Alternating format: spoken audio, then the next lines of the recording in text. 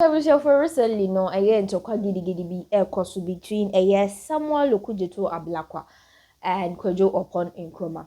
Na a year kwakwa say a year Okudzeto Ablakwa si ohia apology kesipa every a year Kojo Oppong Nkrumah or because say wafre or no Samuel Okudzeto Ablakwa ni role or play or a year government section or a year a bully pulpit.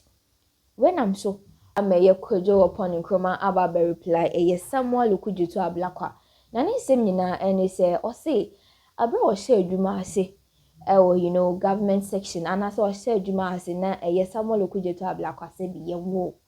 Na to say Ű University with national service scra wa anye a lobby ene nam so amasisi a waba be pie mu ye NDC amanyuko ni because omo nyina ye wiemu ene omo de gu party ni.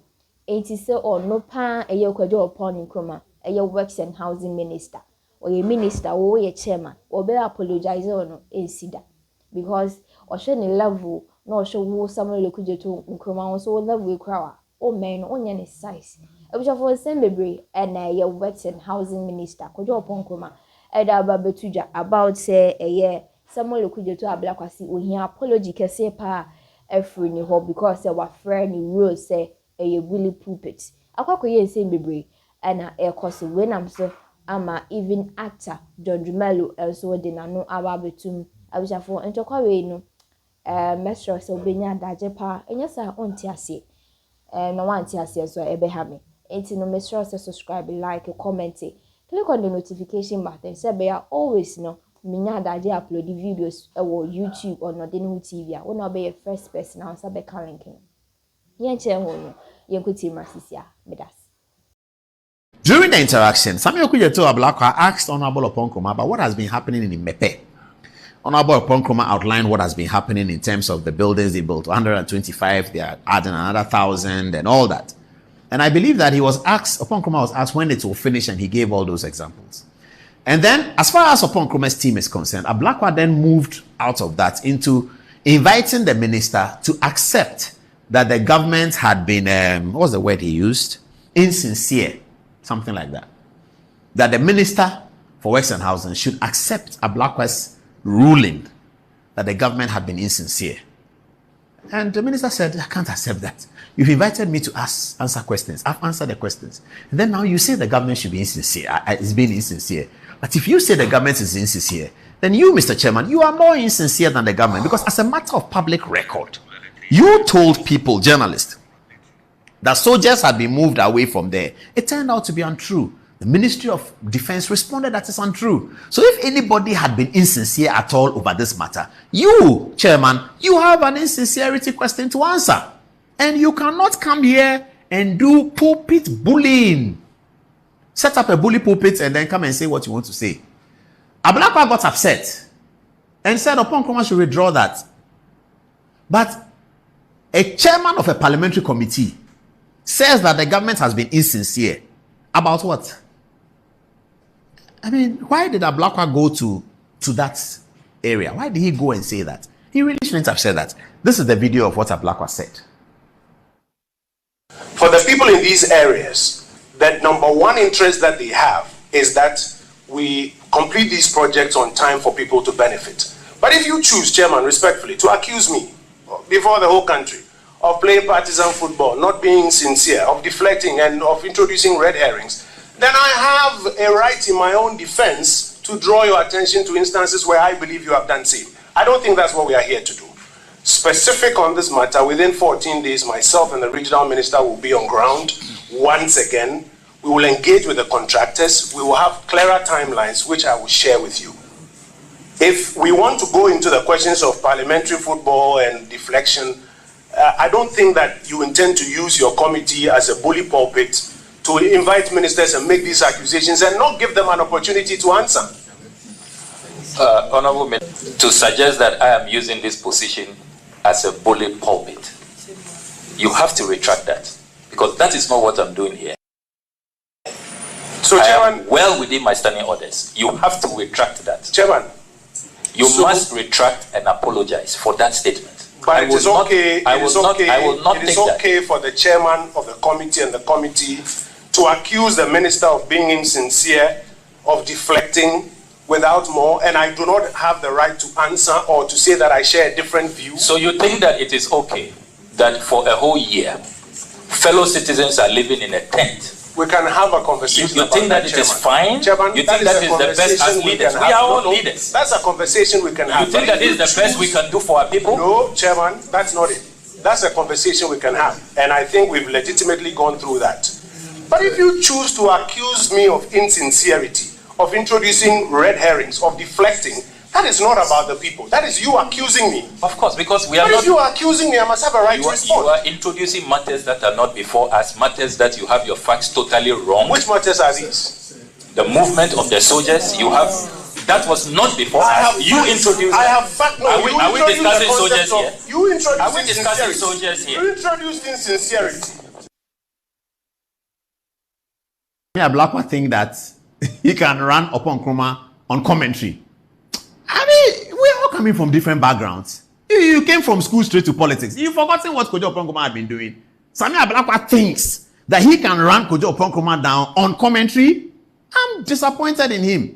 Other day, Ablakwa, you just left school straight to Good Evening Ghana to announce that you have joined the NDC in 2007, and then you joined the NDC. That is fine. There's no problem with that. There are some people like that. But when people have spent their lives doing media, you don't have to think that you will come and sit down with a media guru and what is he serious? Please, Ablakwa, when you meet some of us, don't bring those your things. So don't when you meet some of us, don't start that thing, because we have been at this business before politics. You just came from Nooks and went to politics. Keep that one. It's fine. That's fine. Suddenly you have a house at Airport Hills. It's blessing. Me, I consider it a blessing. It's not corruption. It's blessing. We are fine with it. But don't think that in your head. Don't think that you know something more than somebody. You don't know much more than Oppong Nkrumah. You don't even go there. I don't understand why people become megalomania in their head and they think, hey, Okudzeto Ablakwa, it is me that you called, that you want to come on Good Evening Ghana to announce that you have joined NDC. And you came and you announced it. It was first on Good Evening Ghana that people heard. I had a conversation with you, which I cannot repeat here, about what is going on. And you explained to me, and I encouraged you. You have to understand that in this game, you have to know where your level is. You don't suddenly think that because you are MP or because of something that you know or something you have heard or something people have told you, you can come to a table with Kojo Oppong Nkrumah and do the thing you are doing. That's what happened. So viewers, you can tell me what you think. He is telling the minister that the minister is being insincere. The minister says you are insincere. Then he says that you should withdraw. Oppong Nkrumah is your small boy. He should withdraw after you have attacked him. He should withdraw. Let us get the standards working. Haruna Iddrisu is my senior. He's an NDC person. He's always my senior. And that's why I love Haruna Iddrisu. You remember doing the vetting of Godfrey Dami? Haruna Iddrisu took him on. And Dami said, no, honorable member, I think you are wrong. And then Haruna Iddrisu said, oh, I've seen it. I'm prepared to apologize. I'm prepared to withdraw. Deputy Attorney General nominee, I think you are right. That is the mark of seasoned people. Seasoned. Not people who always want to show off that they are right. No. That's a mark of... You see, I can watch that video again. Haruna Iddrisu apologized to Godfrey Dami that, oh, no, I think you are right. I think you are right. The public procurement law had been changed. I think you are right. He apologized to him right there. And Ablakwa thinks that he has some megalomania every day. What's it? Well. Anyway. Samuel Okudzeto, good evening to you. And we'll meet in Kwesi Pra's house, you and I. After all, that's the only place we meet, isn't it? We'll meet in Kwesi Pra's house. When he's doing a party, he'll call us. We'll all be there. Then we can enjoy it. Good evening to Honorable Kojo Oppong Nkrumah as well. Oppong Nkrumah has enjoyed holding the morning show forever. You think you can come and talk on the table and he will be cowered into your chairmanship and really go and sleep. Okay. All right. Because I know my leader is going to win. I mean, there's no doubt about that. I mean, my leader will win the seat. But Domelo is a good guy. He's a nice guy. I like nice boys. Nice people. But you see, the politics got to him. If people are shouting V8, let them shout it. And now, John Domelo, if you're in my shoes, like, what will you do? Every day, shouting homosexual, you have stolen somebody's. Every day they say things about me. It doesn't matter. You're in a public space. That will come. So, Mr. Domelo, don't worry about that. You're also in a public space. That will come. Focus on what is most important. You want to garner as many votes in Ayawaso West Wuogon as you can. Focus on that. Don't be distracted and be telling people that you are calling me VA, so me too, I'll call you some name. It doesn't work like that. Two wrongs don't make a right. Yes. If they are doing wrong, you see, I always say it.